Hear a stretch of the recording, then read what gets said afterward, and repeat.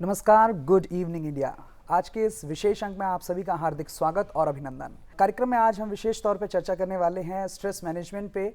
ये जो दौर चल रहा है, एडमिशन्स का दौर चल रहा है, दिल्ली यूनिवर्सिटीज़ में बच्चे चाहते हैं कि उनका एडमिशन हो, लेकिन कहीं ना कहीं थोड़े चिंतित हैं, थोड़े स्ट्रेस हैं। तो कोशिश करनी होगी कि घबराएं ना और सही जगह पे, सही कोर्स में, सही कॉलेज में एडमिशन ले पाएँ। तो आज पहले अंक में हम बातचीत करेंगे स्ट्रेस मैनेजमेंट ड्यूरिंग एडमिशन्स के बारे में। और इसके अलावा बहुत ज़रूरी है स्ट्रेस मैनेजमेंट के बाद हम बात करेंगे कि बीटेक करने के बाद आपके पास करियर वाइज क्या ऑप्शन है। क्या आपको जॉब चुनना चाहिए या फिर आप फर्दर स्टडीज में जाना चाहते हैं या फिर बिजनेस में। इन दोनों ही विशेष विषयों पर हम बात करेंगे, लेकिन सबसे पहले बात करेंगे स्ट्रेस मैनेजमेंट की। तो विनय, स्ट्रेस सबसे बड़ी चीज़ है कि आखिर बच्चे जब एग्जाम देते हैं तब भी वो स्ट्रेस में रहते हैं, जब स्कूल का एग्जाम देते हैं, उसके बाद कॉलेज जाते हैं, एडमिशन के लिए भी स्ट्रेस में आ जाते हैं। बिल्कुल। और देखा गया है अनु अक्सर कि जब 12वीं के नतीजे घोषित हो जाते हैं तो उन्हें लगता है कि शायद अब हमारी पढ़ाई पूरी हो गई है, लेकिन ऐसा नहीं होता है। उसके बाद जो है वो स्ट्रेस बढ़ जाता है और उनका स्ट्रेस जो होता है कि अब हमें कॉलेज कौन सा मिलेगा, हम कौन से कोर्स में दाखिला लें और कौन से कॉलेज में जाएं। तो इसी विषय पे आज हम चर्चा करने वाले हैं और कोशिश रहेगी कि हम अपने मेहमान से, अपने विशेषज्ञ से ये समझें कि किस प्रकार से स्ट्रेस को दूर किया जा सके।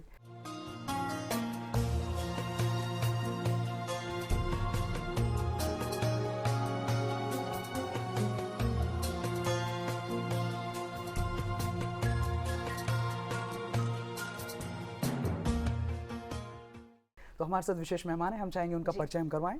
जी, हमारे साथ हैं रेणु अमिताभ जी। आप इंडियन रेवेन्यू सर्विस से हैं, आप एक पेरेंट हैं, मदर हैं और साथ ही आप मोटिवेशनल स्पीकर हैं और आप स्पोर्ट्स से भी ताल्लुक़ रखते हैं।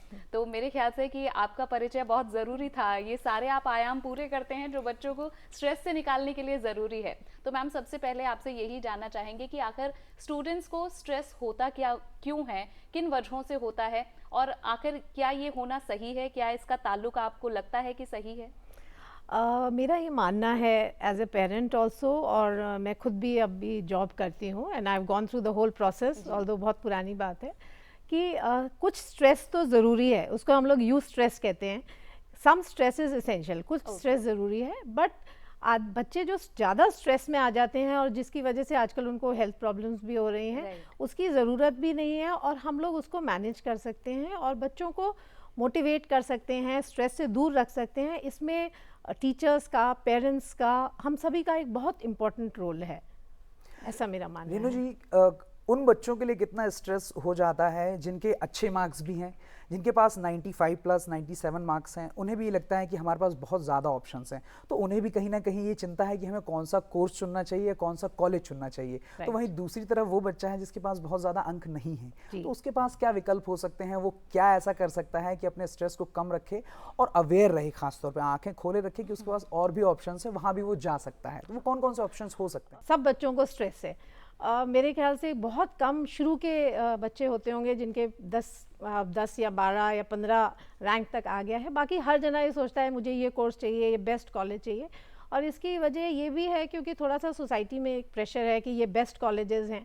बट अल्टीमेटली मुझे ये लगता है कि सारे ही बच्चों को, अगर ये बॉटम लाइन समझ लें कि हम मेहनत करने के लिए तैयार हैं, तो चाहे वो बच्चे बहुत अच्छे कॉलेज में जाएँ या Tier 2 कॉलेजेस में जाएँ, और अपने पसंद का अगर वो सब्जेक्ट लें, और अपने पसंद का सब्जेक्ट भी 12वीं के बच्चों को हमेशा सारी चीज़ें क्लियर नहीं होती कि मैं यही सब्जेक्ट पढ़ना चाहूँगा, बट हाँ, हम लोग 12वीं तक आते आते ये समझ लेते हैं कि ये सब्जेक्ट मुझे बहुत ज़्यादा पसंद नहीं है। तो अगर एलिमिनेट करके कुछ पेरेंट्स की हेल्प से, कुछ हम लोग इस तरह के टेस्ट्स होते हैं, उन टेस्ट की मदद से बच्चों को सही सब्जेक्ट दिलवाएं, और कोई भी ठीक कॉलेज में अगर बच्चा जाता है तो शुरुआत ये होती है कि सेकेंड अपॉर्चुनिटी अब आ गई कि now you start working hard. तो वो जो आपको अपॉर्चुनिटी मिल रही है वहाँ वो जाके बहुत मेहनत करें। तो ये ऐसे बहुत सारे एग्जाम्पल्स हैं कि बच्चों ने एक्सेल किया है अपनी लाइफ में। हम भी अगर पीछे मुड़ के देखें तो ज़रूरी नहीं है कि हर एग्ज़ाम में हम लोग अव्वल रहे हैं। बहुत सारे, अभी एक यूट्यूब पे आ रहा था, एक IAS ऑफिसर ने कहा कि मेरे बोर्ड में 60-65% मार्क्स थे। बहुत सारे लोग रूरल बैकग्राउंड से हैं, तो they have not got best opportunities, पर जब भी उनको मौका मिला तो उन्होंने मेहनत की। और यही सारे बच्चों से मैं कहना चाहूँगी कि हमेशा आपको life second chance, third chance भी देती है, फोर्थ चांस भी देती है। तो जब आप ये डिसाइड कर लेंगे कि हम मेहनत करने के लिए तैयार हैं, तो किसी भी तरह के स्ट्रेस की ज़रूरत नहीं है, बल्कि सारी एनर्जीज आप फोकस करिए कि कैसे आप अब मेहनत करके नेक्स्ट स्टेप में आप अच्छा करें। बिल्कुल। और रेनू जी, एक और जो चीज़ जो हमेशा स्टूडेंट लाइफ में कम से कम बच्चों का पीछा नहीं छोड़ती विनय, वो है मार्क्स। जी। मार्क्स क्या किसी स्टूडेंट को, किसी भी शख्स को क्या डिफाइन करते हैं? अगर आपके मार्क्स कॉलेज में या 12th मतलब आप कॉलेज में एडमिशन लेने जा रहे हैं, स्कूल में मार्क्स कम आए हैं, तो क्या उससे आपका करियर कैसा होगा ये निर्धारित हो जाएगा, या फिर आपको जिस तरह आपने कहा कि हार्ड वर्किंग रहना बहुत ज़रूरी है? हाँ, मेरा ये मानना है कि अगर ऐसा होता है कि जो आपके 12वीं के मार्क्स हैं उसी से आपका करियर बनना है, तो किसी भी सर्विसेज के लिए या किसी भी एंट्रेंस के लिए जो कट ऑफ परसेंटेज है वो बहुत हाई होता है। ऐसा नहीं है, आप देखेंगे इट्स 50%, 60%, 55%।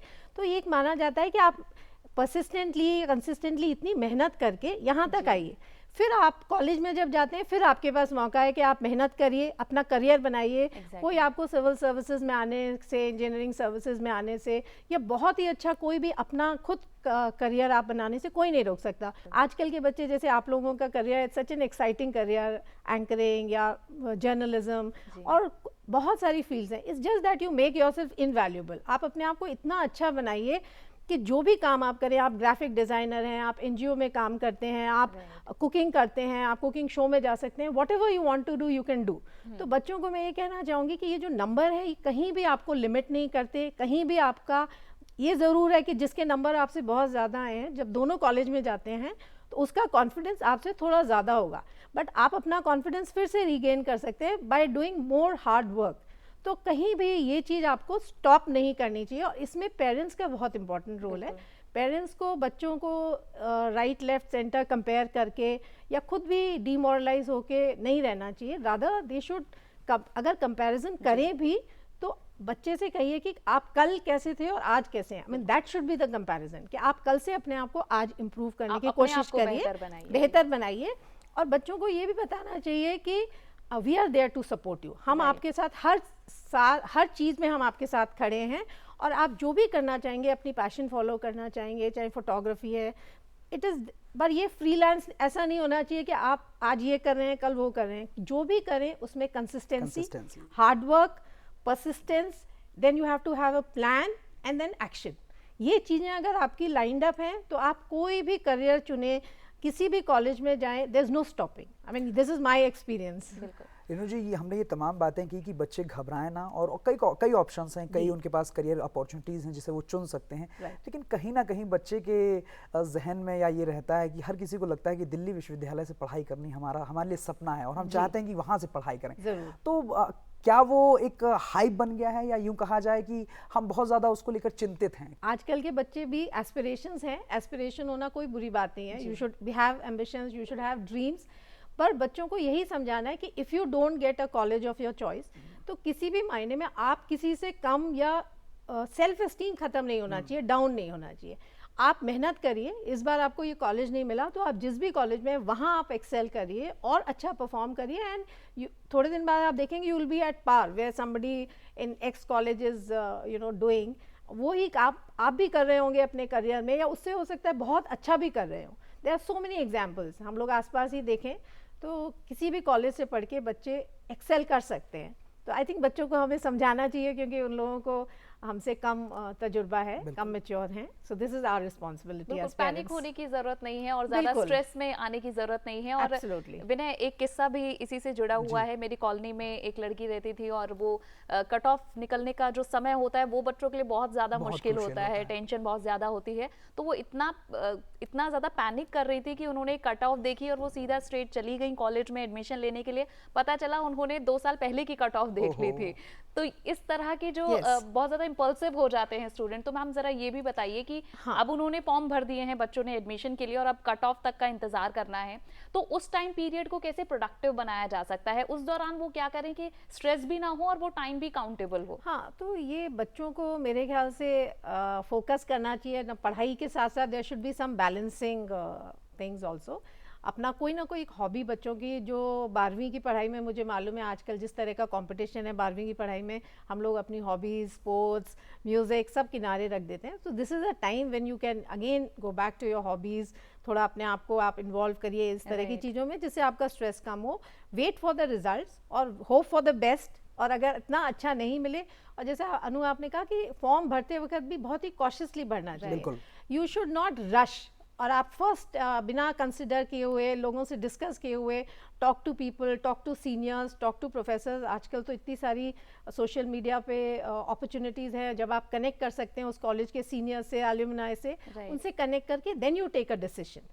तो that will be a considered और डिसीजन। मैम इसमें क्या हम ये भी ऐड कर सकते हैं कि ये जो टाइम मिले कि आपको एक ऑप्शन भी रखना चाहिए कि अगर आपको आप जिस कॉलेज में आप चाहते हैं वहाँ कोर्स में एडमिशन नहीं मिलता तो उसके बाद क्या ऑप्शन आपको अदर यूनिवर्सिटीज में, क्या अदर कोर्सेज में है, तो क्या आप उसकी भी रिसर्च कर सकते हैं इस दौरान? एब्सोल्युटली। क्योंकि हम अक्सर देखा गया है कि जब हम आवेदन भरते हैं तो उस दौरान हम कहते नहीं सिर्फ हमें ये कॉलेज चाहिए या सिर्फ ये कोर्स चाहिए, और बाद में ये देखा जाता है कि उस कोर्स में आपका एडमिशन नहीं हो पाता और फिर आप पछताते हैं क्योंकि ये बाद आप में वो लोग- बदल नहीं सकते हाँ, हैं। ये आप लोग बिल्कुल सही कह रहे हैं। ये पेरेंट्स का भी इसमें बहुत बड़ा दायित्व है कि बच्चों को गाइड करें, Right. जाएं यूनिवर्सिटी, वहाँ पता करें, और बच्चों को हमेशा कहें कि there should always be a fall back option, कि अगर ए नहीं हुआ तो प्लान बी हमारा तैयार है, प्लान बी नहीं है तो प्लान सी। लाइफ में ऐसा ही होता है, हम लोग man proposes and God disposes, तो कई बार some things don't work out in spite of all our hard work. तो हमारे पास एक प्लान बी होना चाहिए, and plan B is as good as plan A, क्योंकि आप प्लान बी में हार्ड वर्क करिए, जी। प्लान सी मिले तो उसमें हार्ड वर्क करिए। तो I think this is the right way of approaching the और एडमिशन। मैम इस दौरान ये सवाल भी हमेशा रहता है कि आपकी चॉइस क्या रहनी चाहिए, एक सही कोर्स या फिर सही कॉलेज? या सो कॉलेज का भी मैंने देखा है, whether it is engineering colleges, medical colleges या DU या any Yeah. Other college for that matter, तो उसमें एक बड़ा एक ब्रांड वैल्यू है कि ABC ये कॉलेजेस जो हैं दे आर द बेस्ट, इनके बच्चे बेस्ट होते हैं। तो ठीक है, we can not change that. आप उस परसेप्शन को ऐसा उसको साइड में भी नहीं रख सकते, उसके अपने रीजंस हैं और हिस्टोरिकल रीजंस हैं। The colleges have been performing very well, but there are other colleges also जहाँ बच्चों ने आगे जाके और उसमें पढ़ के बहुत अच्छा किया है। तो बच्चों को ये समझाना चाहिए कि अगर आपके ड्रीम कॉलेज में एडमिशन मिल जाए बहुत अच्छी बात है, नहीं मिले तो you should always be happy with what you get, and वहाँ जाके उस कॉलेज को आप अच्छा बनाइए। So, आपके आने से हो सकता है वो कॉलेज बहुत अच्छा बने। रेनू जी, ज़्यादातर देखा जाता है कि हमारे दोस्तों को तो उस कॉलेज में एडमिशन मिल गया पर हमें नहीं मिल पाया। हाँ। इस दौरान जो बच्चा होता है वो पीयर प्रेशर से बहुत गुजरता है। Absolutely. एक वो जो स्ट्रेस होता है, वो जो चिंता होती है उसके मन में, वो लगातार बढ़ती चली जाती है। मेरे दोस्तों को तो मिल गया लेकिन मैं 5वीं कटअप तक इंतजार कर रहा हूँ लेकिन मुझे एडमिशन नहीं मिला। इस दौरान पेरेंट्स की कितनी अहम भूमिका हो जाती है कि वो अपने बच्चों को समझाएं, कोशिश करें कि घबराएं ना, और जैसा आपने प्लान A और B की बात की तो उसे ज़रूर तैयार करके रखें, वो बिल्कुल। कितना ज़रूरी है। बहुत ज़रूरी है विनय जी। पेरेंट्स का जो रोल है इस समय, जब बच्चे इस अवस्था में हैं कि बहुत मैच्योर नहीं है, दुनिया उन्होंने बहुत देखी नहीं है, और ये सारी चीज़ें, और आजकल सोशल मीडिया की वजह से अभी सारी चीज़ इन्फॉर्मेशन आ जाती है। हमारे ज़माने में पता ही नहीं रहता कि हमारे दोस्त कौन से कॉलेज में चले गए अगर वो दूसरे शहर में हैं। आज पूरे दुनिया के लोग क्या कर रहे हैं, कहाँ हैं, हमें मिनट पे पता रहता है। तो बहुत ज़्यादा इन्फॉर्मेशन भी कई बार डिस्टर्ब करती है। पेरेंट्स का ये बहुत इम्पॉर्टेंट रोल है कि बच्चों को सपोर्ट करें, गाइड करें, उनसे बात करते रहें। कम्युनिकेशन पेरेंट्स और बच्चों के बीच में हमेशा निरंतर रहना चाहिए, और वो तब रहेगा जब पेरेंट्स बच्चों के लिए अवेलेबल हैं। बच्चों को पेरेंट्स ये नहीं कह सकते आज बता दो आपको क्या टेंशन है, मैं तुम्हें हेल्प कर देता हूँ। When you are there, and जब कम्युनिकेशन चैनल आपके खुले हैं और बच्चा खुद बात करना चाहेगा तो वो बताएगा उसे क्या स्ट्रेस है, तब हमें उसको गाइड करना चाहिए। किसी प्रोफेसर के पास ले जाइए उसको, किसी काउंसलर के पास ले जाइए, किसी सीनियर्स के पास ले जाइए। तो जो भी रोल हमारा एज पेरेंट्स है, हमको उनको फैसिलिटेट करना चाहिए, सपोर्ट करना चाहिए जितनी हमारी कैपेसिटी है। तो it's a very important role for parents in this crucial phase of their life. बिल्कुल। और मैम आप पेरेंट्स की तो बात कर रहे हैं लेकिन इस बीच शायद बच्चों की भी या फिर पेरेंट्स को भी ये बताने की ज़रूरत है कि एक अच्छे कॉलेज या फिर एक अच्छे कोर्स में मार्क्स पाकर या फिर 12th के मार्क्स से, जिस तरह आपने भी पहले मेंशन किया कि एक IAS ने कहा था कि वे बहुत गांव से आते हैं, वहां से पढ़ाई की, लेकिन फिर भी वो इस ओहदे पर पहुंच चुके हैं। कई बार ऐसे भी होता है अच्छे कॉलेजेस के, मैं भी जानती हूँ कई स्टूडेंट्स ऐसे हैं जो अभी जॉबलेस हैं। तो इसका मतलब ये नहीं है कि कॉलेज आपको अश्योर नहीं करता किसी भी चीज के लिए, तो आप कॉलेज के पीछे ना भागे। हाँ, और अगर जैसा हमने शुरू में भी बात की कि अगर आपको ये मालूम है कि ये सब्जेक्ट मेरे इंटरेस्ट का है, जैसे x field of engineering, suppose computer science, सब लोग कंप्यूटर साइंस लेना चाह रहे हैं, पर अगर आपको कंप्यूटर के पास बैठ के काम करना नहीं पसंद है तो आप क्या तैयार हैं 24 घंटे या 23 घंटे काम करने के लिए? तो आपको वो चुनना चाहिए। जिस दिन आपकी पैशन और आपकी मेहनत ये अलाइन हो जाएगी तो आप इतना एक्सेल करेंगे कि आपको काम नहीं लगेगा, मतलब काम आपके लिए एक तरह से इंजॉयमेंट हो जाएगा। तो हमें इस चीज़ का बिल्कुल ध्यान रखना चाहिए कि अपना सब्जेक्ट चुने और बहुत ज़्यादा कॉलेज के पीछे आप एस्पायर करिए, एम जी। करिए, मेहनत करिए, ये मेरा ड्रीम कॉलेज है, but as we are discussing, you should always have a fallback option and always ready to go again and work hard and make it best to your ability. चलिए, अगर बच्चे को नहीं भी मिलता है कॉलेज उसकी पसंद का या उसकी पसंद का कोर्स वो नहीं मिल पाता है, तो उसके लिए प्रोफेशनल ट्रेनिंग, लैंग्वेज कोर्सेज और भी कई तमाम के कोर्सेज हैं मैम जो वो कर सकता है। तो कितना ज़रूरी है कि बच्चा उस चीज़ों को भी देखता रहे, अपने ऑप्शंस जो है उन्हें खोल के रखे और अवेयर रहे खास तौर पे, क्योंकि कई दफ़ा हम क्या करते हैं सिर्फ एक ही चीज़ के पीछे भागते रहते हैं और कई चीज़ें हमसे छूट जाती हैं। तो वो कितना ज़रूरी है कि वो लैंग्वेज कोर्सेज के माध्यम से भी आगे जाके अच्छी जॉब या अच्छे करियर को प्रोफेशन के तौर पर अपना सकता है। हाँ विनय जी, बिल्कुल सही आप कह रहे हैं। आजकल इतनी करियर ऑप्शंस हैं जो पहले नहीं थी। तो आजकल के बच्चे अगर स्ट्रेस में हैं, कंपटीशन ज़्यादा है, अवेयर ज़्यादा है, but they are very fortunate also. और इवन गवर्नमेंट जॉब्स पहले इतने नहीं थे और इतने अच्छे हम लोगों के जैसे सैलरीज वगैरह बहुत अच्छी हो गई हैं पहले, और जिस तरह का वर्किंग एनवायरनमेंट है, फैसिलिटीज़ हैं, it was not like that. Otherwise also जैसे स्किल डेवलपमेंट के बहुत सारे प्रोजेक्ट्स हैं गवर्नमेंट के। तो आजकल बच्चे किसी भी फील्ड में जाके अगर अपना स्किल डेवलपमेंट के कोर्सेज करते हैं तो उनको स्टार्टअप्स के लिए गवर्नमेंट इतना फैसिलिटेट कर रही है। So many options are there. आजकल गवर्नमेंट सर्विसेज में कॉन्ट्रैक्ट बेसिस पे हम लोग कंसल्टेंट्स लेते हैं। तो आप कोई भी फील्ड में अगर अच्छे हैं, सपोज आप किसी एनजीओ से जुड़े हुए हैं, तो बहुत सारी मिनिस्ट्रीज ऐसी हैं जहां आप अप्लाई करके you can go as consultants. आपको बहुत ज़्यादा इज्जत भी मिलती है, you get paid very well and आपको बहुत अच्छा एक्सपीरियंस भी मिलता है। तो लैंग्वेज कोर्सेज आप कर सकते हैं, you can become interpreters, you can become translators, guides. पर काम कुछ भी छोटा या बड़ा नहीं होता है, और कोई भी आदमी सक्सेसफुल केवल एक नौकरी में आ जाने से नहीं होता कि आज वो एक सर्विस में आ गया तो ही सक्सेसफुल इन लाइफ। ज़िंदगी में सक्सेसफुल होने के लिए अब I can also say, because I have seen many seasons, कि आपको मेहनत करनी है और जो भी आप काम करें वो पूरी ईमानदारी से और पूरे इंटेग्रिटी से करें, तो आपको मतलब मज़ा आएगा उस काम को करने में, and you will be doing very well in life. जो भी आप काम करेंगे वो बहुत अच्छा करेंगे और अपना बहुत अच्छा नाम कमाएंगे और खुद को सेटिस्फैक्शन मिलेगा। I think that is most important, बहुत ज़्यादा ज़रूरी है। बहुत ज़रूरी और है। विनय, जिस तरह आपने कहा कि एकेडमिक्स के अलावा अगर किसी प्रोफेशनल कोर्स या फिर लैंग्वेज में अगर बच्चे करें तो क्या ऑप्शन है, लेकिन मैं इसमें जोड़कर ये पूछना चाहती हूँ, क्योंकि आप भी स्पोर्ट्स से ताल्लुक रखते हैं, तो स्पोर्ट्स कितना बड़ा एक करियर ऑप्शन बन सकता है? क्योंकि क्या उसे सिर्फ एक हॉबी के तौर पर ही रखा जाए या फिर आप उसमें भी करियर ढूंढ सकते हैं? आपने क्या अपने लाइफ एक्सपीरियंस में समझा है? तो अनु, हमारे समय में तो ये कहा जाता था कि आप खेलना है तो खेलिए, और मेरे पेरेंट्स ने मुझे बहुत इनकरेज किया खेलने के लिए। और and I played basketball, as was my passion. I played about 11 nationals for Rajasthan, and मुझे जहाँ तक याद आता है मैं खेलती ज़्यादा थी और पढ़ती पता नहीं कब थी। तो God has been kind to me. But उस समय ज़्यादा बहुत ऑप्शंस नहीं थी कि आप स्पोर्ट्स को करियर बना सके। Again we are in such wonderful times today कि आप बच्चे अगर अच्छा कर रहे हैं स्पोर्ट्स में, आप चारों तरफ देखिए, तो एनी फील्ड, आप बॉक्सिंग देखिए, बैडमिंटन देखिए, रेसलिंग देखिए, and they are doing so well. इतना उनको गवर्नमेंट से सपोर्ट मिल रहा है, सोसाइटी इतना सपोर्ट कर रही है, लड़कियों को बहुत सपोर्ट कर रही है, and they are getting very good jobs also, both in public sector, government, even private enterprises. They are being, appreciated. तो बच्चों के पास बहुत अच्छी ऑप्शन है, और बच्चे अगर स्पोर्ट्स में अच्छे हैं, पेरेंट्स उनको इनकरेज करें, गवर्नमेंट भी सपोर्ट कर रही है, और they can take up sports as a career. तो बच्चों को अगर इंटरेस्ट है, पैशन है, तो बिल्कुल उनको स्पोर्ट्स में जाना चाहिए। और जो बच्चे स्पोर्ट्स को करियर नहीं बनाना चाहते, उनके लिए भी मेरा ये कहना है कि सारे पेरेंट्स को अपने बच्चों को इनकरेज करना चाहिए कि they should go out and play, go and sweat, बाहर जाके खेलिए मिट्टी में, धूप में, और अंदर बैठ के कंप्यूटर के वो कंसोल पे गेम्स खेलने की जगह गो आउट एंड प्ले। तो एक आपकी टीम स्पिरिट, एक स्पोर्ट्समैन स्पिरिट, वो आप वहाँ से सीख के आएंगे। और दूसरा, ये चीज़ें आपके करियर में भी आपको बहुत हेल्प करेंगी, जॉब्स में भी जहाँ अप्स एंड डाउन्स होंगे। तो हम लोग बच्चों को आजकल हारना और लूज करना सीखने ही नहीं दे रहे रहेगी। हाँ, तो हम लोग आजकल चाहते हैं कि बस जीता जाए, पर ऐसा जिंदगी में नहीं होता।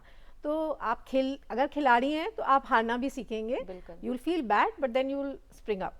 सो I think sports are very very essential, and they should be an integral part of our you know education system Right. Also. कहीं ना कहीं उससे बच्चे का स्ट्रेस भी दूर होता है। हाँ। और अगर वो एडमिशन्स के लिए दौड़ में दौड़ रहा है तो उसे कोशिश करनी होगी कि वो स्पोर्ट्स के जरिए अपना जो प्रेशर है उसे कभी कम कर सके। बिल्कुल, और स्पोर्ट्स अ, कोटा से भी एडमिशन हो रहा है, दैट्स बिल्कुल। Also very nice, Right. बहुत अच्छा है ये सिस्टम।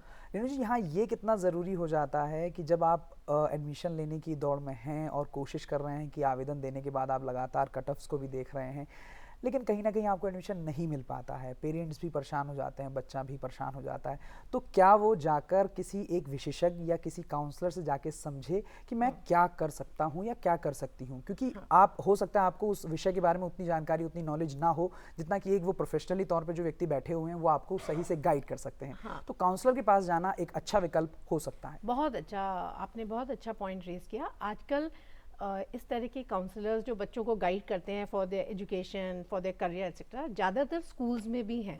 हर स्कूल में एक सेल है and they counsel and they guide. और जिन स्कूल्स में नहीं है वहाँ भी कोई ना कोई ऐसी व्यवस्था ज़रूर है, कोई ऐसा सीनियर टीचर है या कुछ है जो बच्चों को गाइड करता है। अदरवाइज पेरेंट्स को प्रोएक्टिव होके जब भी कोई कन्फ्यूजन हो या बच्चे की क्लैरिटी नहीं है दिमाग में, या वो एक पर्टिकुलर सब्जेक्ट में अच्छा परफॉर्म नहीं कर रहा and they want him to pursue, suppose maths में अच्छा नहीं कर रहा और इंजीनियरिंग करियर में जाना है, तो you go to a counsellor, let him, they take some professional test उनके होते हैं and they guide you very well कि ये सब्जेक्ट इसके लिए ठीक नहीं है। और वो बच्चे के से बात करके उस काउंसलर की गाइडेंस को देके तब अगर आप डिसीजन लेंगे तो आपका जो रास्ता है वो ज़्यादा आसान और सही होगा।